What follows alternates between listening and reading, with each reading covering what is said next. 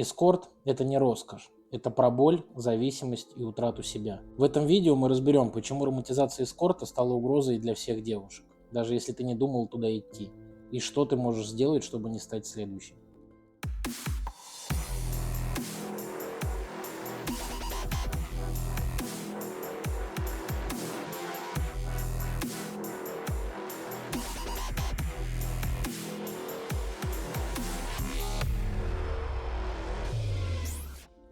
Сегодня быть эскортницей– это почти как выбрать профессию. По крайней мере, так подается это в TikTok и OnlyFans, и в интервью, так сказать, успешных девочек, которые за ночь могут зарабатывать больше, чем кто-то за месяц. Еще таких властных, богатых мужчин, которые тебя еще одаривают подарками, машинами, квартирами, яхтами. Мне один раз мужчина, он был шейх, сказал: давай ты станешь моей третьей женой. У него... Что если тебе предложат больше, чем ты зарабатываешь за год? Все оформлено красиво, люксы, перелеты, фото на яхте с видом на закат. Но давай спросим прямо, кто на этом зарабатывает и кто остается за кадром. Но это была вынужденная мера. Это было агентство, которое предоставляло девочек заказчикам. Нам продают это как свободу, мол, мое тело, мое дело. Но на самом деле это чужое дело и чужая прибыль. Агентства, вебкам-студии, сутенеры, инфопродюсеры, которые оборачивают тело женщины в продукт и пускают его по рынку, зарабатывая на этом миллионы. Практически биржа, только вместо акций человеческие жизни. Эскорт – это вирус. Обычный понедельник, обычный клиент попросил отрезать ему член. Были передозы, было плохо, он даже назвал это проституция больше. Тема анала очень распространенная, хотят все этот доп. Он маскируется под женскую силу и независимость, но приводит к полному обнулению личных границ. О делах удалось поговорить? Даже не начали. Это не про свободу, это про управление. Только не ты управляешь, а тобой. Когда тебя учат считать свои желания рыночными, а тело активом, ты уже внутри схемы. Лили Филлипс – девушка, которая по собственной воле переспала с сотней мужчин за один день, якобы побить какой-то рекорд. И все это красиво упаковано как сексуальное самовыражение. А на деле диссоциация, слезы, истощение – это не свобода. Это продажа своей боли под аплодисменты. Часть первая. Почему это касается каждой девушки? Если ты думаешь, что я не в эскорте, это не про меня, то у меня плохие новости. Эскорт как смог. Ты его не видишь, но ты им дышишь. Ужасно, когда тебя не обеспечивает мужчина, и ты должна работать. Эскорт стал культурным фоном. Он влияет на то, как тебя видят, как к тебе относятся и чего от тебя ожидают. И если кто-то рядом качает этот маятник сексуализации до предела, он летит в лоб всем. Даже тем, кто просто выложил фото в купальнике или приехал на дружескую вечеринку. Когда половина социальных сетей превращается в витрину, мужчины начинают воспринимать женщин как товар по умолчанию. Это дороже, это подешевле, это можно купить за сумку. Это настоящие комментарии, которые пишут обычным девушкам в социальных сетях. Ты можешь быть отличницей, дизайнером, баристой, студенткой, но если ты молодая и выглядишь на пятерочку, тебе в директ обязательно напишет какой-нибудь HR с предложением работы в международной модельной компании. Например, он тебе напишет: «Ты шикарная, мы ищем таких, как ты, для VIP-сопровождения». И это не комплимент, это уже воронка. Даже девушки, выросшие в обеспеченной семье, не нуждающиеся в деньгах, идут в эту сферу. Потому что им с детства внушали, что ценность женщины – это не доброта, не интеллект, не ее амбиции, а это ее востребованность. Всем нам хочется окунуться в такой мир, роскоши, какого-то изыска. Так что да, это касается всех. И если ты в это не играешь, ты все равно в игре, просто по другую сторону моста. Часть вторая. Как обычных девушек втягивают в эскорт. Самое страшное – это не то, что туда лезут те, кто якобы туда всю жизнь стремился, а что туда попадают самые обычные девушки. Те, кто поначалу даже и близко не думали ни про эскорт, ни про легкие деньги. Не из тех, кто с детства на аватарке в купальнике, а наоборот. Приличные, образованные, с мечтами и с целями девушки. Я думала, это будет концерт. Что-то типа хостес или как-то так. Изначально про секс вообще речи не было. Да если б я знала, я бы ни за что не согласилась. Я ни на что не соглашалась. И только когда мы приехали в Канны, выяснилось, что она на самом деле замышляла. Вместо вечеринки она заставила нас спать со старыми арабами. Мне пришлось. Хотя и было противно. Именно такие и нужны, потому что товар свежий, биография чистая, внешне все прилично. Вот ты и под прицелом. И не потому, что ты плохая, а потому, что ты хорошая. Чем ты чище, тем ты дороже. Все начинается с сообщения в директ. Тебе пишет красивая девушка с фотографиями из Дубая. Да. Подцепила кого-нибудь. 2 почти согласились. Ага. Или агент из международного модельного агентства и говорит, что ты очень эффектная, необычная и предлагает работу за границей. Все вроде бы официально, и ты даже не думаешь об эскорте. Обычно предлагают презентации, ивенты, сопровождение мероприятий, тревел-проекты. Все на языке лайфстайла. Ну и денег нам особо не платили, и пришла очень красивая девочка и позвала меня с собой. Ну, у меня не было денег, и я просто была, ну ладно, поехали. Условия сладкие, перелеты, отели, красивые наряды. И она говорит, ты не хочешь с мной пойти попробовать? Эскорт, это же прекрасно. И она говорит, нет, типа, ты классно подходишь, приходи. Ну, через неделю попала в эскорт. Говорят, что это возможность, что это старт, что это нормально, что сейчас все так зарабатывают. А потом ты уже там, все вроде красиво, но внутри начинается тонкий прессинг. Ты же понимала, куда ты летишь. Это тебе говорят, когда ты находишься в номере без паспорта в чужой стране. Это очень опасно. Даже я попадала в опасные ситуации. Мужчина у меня забрал паспорт, он забрал у меня деньги мои и закрыл меня в отеле. Отдай мне паспорт. Никто не вербует тебя, как в кино, с мешком на голове. Все делается ласково, через комплименты, дружбу, через возможности. И самое жуткое, что ты не сразу понимаешь, что тебя используют. Потому что все подается под соусом, что ты это выбрала сама. Часть 3. Как девушек вербуют в эскорт. Вербовка в эскорт – это не про «хочешь, поехали». Это схема. Мягкая, выверенная поэтапно. Девушку приглашают на якобы тусовку, модельный проект, закрытую вечеринку. Ей оплачивают перелет, снимают отель, дарят вещи, водят по ресторанам. Причем без давления, без мужчин, без грязи. Чисто красивая жизнь. Она чувствует себя особенной. Наконец-то она там, где мечтала быть. А в голове включается. Вот она, новая реальность. Потом идет второй шаг, пробный выход. Ее зовут на вечеринку. А внутри вообще чокнуться. Там даже лифт есть. Господи. Просто пообщаться, создать атмосферу. Все нормальные девчонки так делают. Там алкоголь, легкая музыка, расслабленное окружение. Секса вроде бы нет, но границы уже размыли. Контроль уже не ее. Она привыкла. Ее катают, кормят, хвалят. И она не хочет терять это чувство. Быть нужной, красивой и ценной. Третий этап – щелчок. Теперь надо отработать. Ты думал, я тебе 300 евро в день плачу за солнечные ванны? Ты не говорила, что придется спать. Ты ела за наш счет, жила, каталась на яхтах. Теперь плати. И платеж это ты. Дальше принуждение, угроза, компромат, психологическое давление. Ей страшно, документов нет, чужая страна, ей никто не поможет. И она сдается, потому что выхода у нее нет. Так девушки оказываются в эскорте. Не потому что сами хотели, а потому что их к этому подводят. И меня изнасиловали и забрали те деньги, которые мне были заплачены. Мягко, точно, без шансов на разворот. Сначала мечта, потом кнут. И когда ты поняла, где оказалась, уже поздно. Самая частая ошибка женщин в вопросах безопасности – это не видеть реальность такой, какая она есть. Это все бред и неправда. Это самый популярный комментарий под видео о личной безопасности. Почему люди так говорят? Потому что им страшно признаться, что мир – это небезопасное место. Это тревожит, это заставляет переживать. Поэтому они так пытаются себя успокоить. Но отвергать реальность значит оставаться уязвимым. Инфантильная позиция «со мной такого никогда не случится» делает человека идеальной жертвой. Именно так думают те, кто в итоге оказывается в ловушке, в токсичных отношениях, в такси с опасным водителем, в опасных районах на улице. Мы понимаем вас. Никто не хочет жить в постоянном страхе. Но безопасность – это не про тревогу, это про контроль. Мы не запугиваем, мы показываем реальность, чтобы ты перестала быть жертвой и начала управлять своей безопасностью. Мы сделали бесплатный тест, который покажет, какие ошибки в безопасности совершают 90% женщин и детей, где твои слабые места и как их закрыть. Как перестать надеяться на удачу и начать действовать осознанно. Мир не самое безопасное место, но ты можешь сделать так, чтобы тебя это не коснулось. 15 минут, которые однажды могут спасти тебе жизнь. Ссылка в описании. Проверь себя прямо сейчас. Часть 4. 5 психологических крючков. Почему в эскорт попадают не те, кто всегда мечтали, а обычные девчонки? Потому что работает не логика, а манипуляция. Первый крючок. Ты сама выбрала. Но до этого выбора было 100 подводящих шагов. Подарки, тусовки, мы ничего не просим, ты свободна. А потом, но ты же сама знала, на что шла. И она говорит, я плачу и соглашаюсь, потому что я понимаю, что вот сейчас один раз. Это ловушка. Потому что когда ты соглашаешься на маленькое, ты привыкаешь. А потом ты уже не можешь сказать нет. Второй крючок. Нормализация. Все так делают, это просто работа. Ты не проститутка, а модель.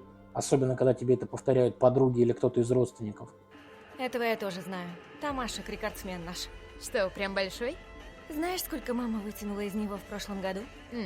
150 штук. У тебя сбиваются ориентиры. И самое страшное, если ты этими деньгами кому-то помогаешь, то эти люди начинают тебе говорить, что ты делаешь все правильно. Третий крючок. Ромео сутенер. Это не маньяк с панели, а обычный парень, который в тебя влюбился. Я переросла тот момент, когда мы любим друг друга и работаем. Это для двоих какая-то. Он красивый, заботливый, а потом он тебе говорит: давай вместе заработаем, я все устрою. И ты уже живешь в его реальности. Полчаса? Да. За полчаса мы только до отеля доберемся. Не знаю, меня это не волнует. Вы должны быть готовы всегда и везде. Четвертый. Давление через деньги. Ты хочешь жить как нормальные люди? Ты хочешь iPhone, машину, квартиру? Ну вот один раз, и ты там. Это внушают с подросткового возраста. Хочешь чего-то? Продай себя. Нам, эскорту, девочкам, платят в большей степени за наше молчание. Пятый крючок. Навязанная беспомощность.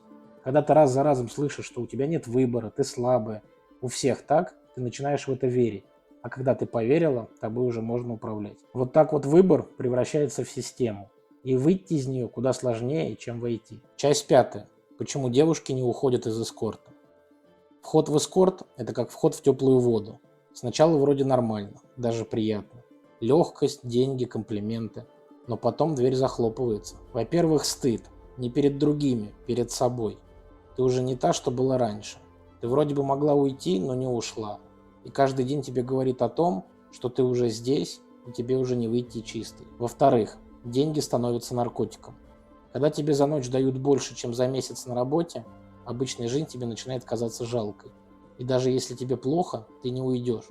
Потому что ну а где я заработаю еще столько? Хотя внутри пустота. Потому что это легкие деньги, от легких денег очень тяжело отказываться. Третье. Травмы и привязки. У кого-то токсичный парень, который все это контролирует. У кого-то подруга, которая привела в тему и теперь держит. А у кого-то просто страх, что если я уйду, обо мне узнают. Или кому я нужна, кто меня полюбит. Четвертое. Отсутствие опоры. Нет ни семьи. У нас нету такой прям семьи, где мы любим друг друга каждый день на созвоне. Ни друзей, ни цели. Есть только эта жизнь, в которой ты кажешься особенной, красивой, востребованной. Вот такая, ни поддержки от некоторых мужчин. Очень много девочек реально сломанные парнями своими. Это правда. Пятое. Сломанная самооценка. Ты уже не веришь, что можешь что-то другое, что ты вообще чего-то стоишь. И ты остаешься, потому что ты боишься быть никем. Часть шестая. Сломанные судьбы. Эскорт – это не про красивую жизнь и мечты о люксе. Это про боль. Про девочку, которую когда-то не обняли. Которые говорили: ты глупая, ты не такая, кому ты вообще такая нужна. Или просто ее не видели и не любили. Многие из этих девушек выросли в семье, где любовь была за что-то. За пятерки, за удобство. Кто-то пережил насилие, кто-то жесткое обесценивание. И тогда самооценка формируется не «я есть», а «я нужна, если». И вот тело становится способом выживания. Не просто продать, а почувствовать, что ты для кого-то важна и что-то значишь. Пусть это будет даже на одну ночь. Психика выстраивает броню. Девушка начинает думать, что она все контролирует, что это ее личный выбор. Иногда кажется, что у тебя все под контролем, что бояться нечего, и что весь мир у твоих ног. Но чаще всего он совсем не такой, каким кажется. Хотя на деле это навязанная беспомощность. Когда ее не научили просить, не научили быть ценной просто так. Только через услужливость, страдания и готовность терпеть. Сначала за любовь, потом за деньги. И когда она с детства в этом, эскорт перестает казаться быть ужасным. Он становится логичным. Потому что для нее быть использованной – это и есть любовь, только в красивой обертке. А еще страшнее то, что таких историй тысячи. Но их никто никогда не услышит. Потому что девушке с изломанной душой проще молчать, чем объяснять, как у нее это все началось. Буквально недавно прогремел «Оскар». И одну из наград получил фильм «Анора». И это не случайно. Потому что он как раз об этом. Про то, как работает система. Где ты не человек, а тело. Где тебя не видят, а просто потребляют. Анора. Молодая девушка. Танцовщица в стриптиз-клубе. Знаю, но все-таки... Там клиент просит симпатичную девушку. Знаешь, Джимми, У нее нет богатых родителей, каких-то великих амбиций или злого умысла. Она просто хочет вырваться из нищеты. Для нее тело – единственный способ получить что-то в этом мире. Деньги, внимание, иллюзию любви. Она встречает парня из богатой семьи. Он ей делает предложение. 3 карата. А если 4? И она думает, вот он шанс, из грязи в князи. Но, к сожалению, они двое из совершенно разных реальностей. Он вырос в мире, где все покупается, включая людей. Она в мире, где любовь нужно заслужить. И в какой-то момент их реальности сталкиваются лоб в лоб. Идея, что можно выйти из своей боли, не работает, даже если тебе купили кольцо или подарили дорогую машину. Самая сильная сцена – финал. Анора сидит в машине с парнем, который видел ее настоящую. Не считал ее куском мяса, не пытался ее купить или изнасиловать. Он видел в ней человека. И по итогу она не выдержала и заплакала, потому что не знала, как это, когда тебя не пытаются использовать. Фильм «Анора» – это не про любовь, это про выживание. Про девочек, которых сломали в детстве. Про женщин, которые не умеют любить себя, потому что им все детство объясняли, что твоя ценность – это твое тело. Из себя представляют только вот, грубо говоря, эскортницу, которая пьет и нюхает, и больше ничего у нее нет. И когда такая девушка попадает в чужую реальность, богатую, холодную, циничную, она думает, что сможет там остаться. Но чужая реальность ее выплюнет, потому что эта система не отпускает, она использует человека до конца. Если бы, ну вот тогда бы это не произошло, я бы, конечно, не пошла, но это ломает. Часть 7. Как из девочек делают товар. Никто не говорит в лоб «ты объект». Это закладывают постепенно. Через комплименты, мультики, тренды. Казалось бы, безобидные фразы, которые звучат в каждой семье. «Ты у нас красавица. Вырастешь замуж, выйдешь за богатого. Не сиди так. Девочка должна быть аккуратной. Надо быть послушной. Мужчины не любят грубых. Главное выглядеть хорошо. Ты у нас куколка». И все. Куколка, украшение, девочка, аксессуар. Вот. В общем, если вы думаете, девочки, что вы будете входить в эту сферу и получать огромные деньги и удовольствие... Реакция взрослых не на характер или достижение, а на внешность. Это закрепляется так рано, что становится нормой. Потом реклама, мультики, где принцесса просто красивая и сидит, ждет спасения. Тренды в ТикТок, как быть желанной, как привлечь миллионера, как сделать губы так, чтобы тебя хотели. Потом 14-летняя девочка знает, как краситься, как позировать по-взрослому, но не знает, что она в этот момент чувствует. Инфлюенсеры подливают масло в огонь. Как я из серой мышки превратилась в желанную. Прокачай энергию – любовницы. Или богатые мужчины любят ухоженных. Все крутится вокруг одного. Ты – что-то, что нужно продать подороже. Ты должна быть приятной, молчаливой, услужливой. Главное, чтобы тебя выбрали. В какой-то момент это становится ядром самооценки. Не кто я, а насколько меня хотят. Не чего хочу я, а чего хотят от меня. Все это очень сложно, и не каждый сможет работать в этой сфере. Стало страшно за себя, за свое будущее. И просто в одно утро я проснулась и такая, типа, а кто я вообще? Чем я занимаюсь? Когда тело – это единственная валюта, с которой ты можешь жить, то эскорт, OnlyFans и прочие варианты уже не кажутся странными. Это логичное продолжение той прошивки, которую в тебя закатали в детстве. Часть 8. Реальная цена красивой жизни. Когда смотришь на фотографии девушек из эскорта, создается впечатление, что у них все в порядке. Платья, отели, красивые локации. Но за этими картинками другая реальность. И она жуткая. Каждая, кто прошла через это, скорее всего, сидит на антидепрессантах и алкоголе. Но я пила очень много. Почему? Потому что невозможно каждую неделю быть с разными людьми, которых ты не хочешь. Улыбаться, когда внутри рвет. Быть загадочной, раскрепощенной, горячей по расписанию. Максимум у меня было 9 человек за день. Диссоциация – это не редкость, к сожалению, а уже норма. У меня такая диссоциация. Это может случиться во время соития с моим партнером. Девушка как будто отсоединяется от себя, уходит в режим автопилота. Тело работает, а душа прячется. В какой-то момент она уже не понимает, кто она. Все размыто. Эмоции, желания, границы. Потом начинаются таблетки, чтобы спать. Потом, чтобы проснуться. А потом, чтобы вовсе не сойти с ума. И начала юзать, скажем так. В какой-то момент это было просто там с клиентами, там 1-2 раза в неделю. Потом это каждый день с клиентами, а потом это просто с подружками. А потом это просто каждый день дома. И ты уже просто постоянно в этом состоянии находишься. Плюс это еще добивается алкоголем. Наркотики, вот эскорт, это все с одного ведра, это все с одной кучки.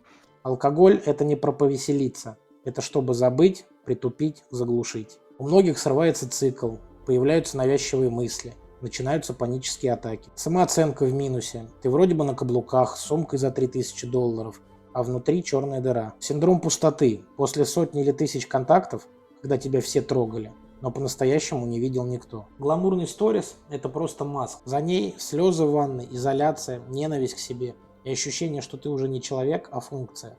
Я приходила домой, я плакала. Проблема в том, что выйти тяжело, потому что травма растет изнутри. И чем дольше ты там находишься, тем тебе больше кажется, что дороги назад уже нет. У меня было очень много клиентов, Это трудно посчитать. Бывают такие случаи, что компания, и ты по очереди с каждым. Часть 9. Как индустрия ломает психику. В индустрии эскорта все завязано на одной подмене. Любовь равно деньги. Я его инициалы себе на шее набила. Господи, прости. Что ты обычно говоришь, когда заходят сзади? А что тут скажешь? Радуюсь молча. Когда тебе платят за близость, прикосновение, разговор, мозг перестает различать, где искренность, а где услуга. Постепенно настоящая привязанность становится невозможной, потому что в этой системе искренность – это слабость, за которую наказывают. Сначала это вроде просто игра. Флирт, внимание, красивые слова. Ты думаешь, что все под контролем. Но психика уже дает сбой. Девушка начинает ассоциировать любовь с оплатой. Если он заплатил, значит любит. Если пришел снова, значит ты ему нужна. Из-за этой подмены многие влюбляются в клиентов. Ну, я влюбчивая. Я могу вписаться в эту авантюру. Че же вроде любовь была? Потому что он вежливый, не такой, как все. Поначалу даже не требует секса. Девушка начинает фантазировать. Это тот, кто меня вытащит отсюда. Я ему действительно нравлюсь. А он просто уходит. У других происходит обратное. Все чувства отмирают. Близость становится работой. Никакого доверия, никакой уязвимости. А потом появляется пустота. Даже если ты встречаешь нормального парня, ты не веришь, боишься. И внутри остается ощущение. Меня нельзя любить просто так. Только за что-то. За секс, за услугу, за молчание. Я бы не советовала никому заниматься тем, чем занимаюсь я. Очень тяжело вернуться обратно. Часть 10. Как себя защитить. Быть красивой не преступление. Быть сексуальной не приглашение. Ты имеешь полное право выкладывать красивые фотографии, носить короткие юбки, сиять на вечеринке. И не быть из-за этого в зоне риска. Но есть одно но. Как только ты проявляешься ярко, свободно, по-женски, вокруг моментально собирается стадо. Это не значит, что тебе нужно спрятаться. Это значит, что тебе нужны границы. Жесткие, четкие, без намеков. Ты должна построить для себя четкую систему безопасности со своими правилами и границами. И как ты будешь себя вести в той или иной ситуации. Если ты идешь на тусовку, ты не уходишь ни с кем. Если ты пьешь, то не выпускаешь стакан из рук. Если тебе предлагают покататься, познакомиться с интересными людьми, ты не идешь, потому что такие предложения часто заканчиваются не вечеринками, а сломанной жизнью. Чем ярче ты, тем осознаннее, сильнее и логичнее ты должна быть внутри. Потому что на таких, как ты, охотятся нарциссы, абьюзеры и психопаты. Им не нужна ты, им нужно твое тело, твоя слабость, твоя потребность в любви. И если ты не будешь начеку, то они обязательно этим воспользуются. Поэтому знай, сиять можно, быть красивой можно. Но ум, логика и холодный расчет – это твой бронежилет. Ты не обязана быть удобной, вежливой, отзывчивой. Ты обязана быть живой и в безопасности. Потому что ты не товар, ты человек. И ты никому ничего не должна. Мы собрали для тебя файл «Система безопасности для красивой сексуальной женщины». Не чтобы сказать «не высовывайся», а наоборот. Как высовываться безопасно. Этот файл для тех, кто хочет жить в полную силу. Быть собой, ходить на вечеринки, одевать то, что ему нравится. И не переживать за свою жизнь и за свое тело. Внутри короткие и четкие правила. Как выстраивать границы и не терять себя. Как вести себя на вечеринках, в новых компаниях, при странных предложениях. Что говорить, если тебя пытаются развести на тусовку или путешествие. Как не дать сбить себя с толку подругам, парням, вообще твоему окружению. Как распознать опасность до того, как станет уже поздно. Этот файл не про страх, он про силу. Потому что ты имеешь право быть яркой, быть сексуальной, быть живой. Но самое главное – быть защищенной. Скачай файл в нашем телеграм-канале и передай тем, кто тебе важен. Пусть ни одна девушка никогда не платит за свою свободу болью. А на этом я с вами прощаюсь. Подписывайтесь на наш канал, пишите обязательно комментарии, ставьте лайки, нажимайте на колокольчик. Берегите себя. Всем пока.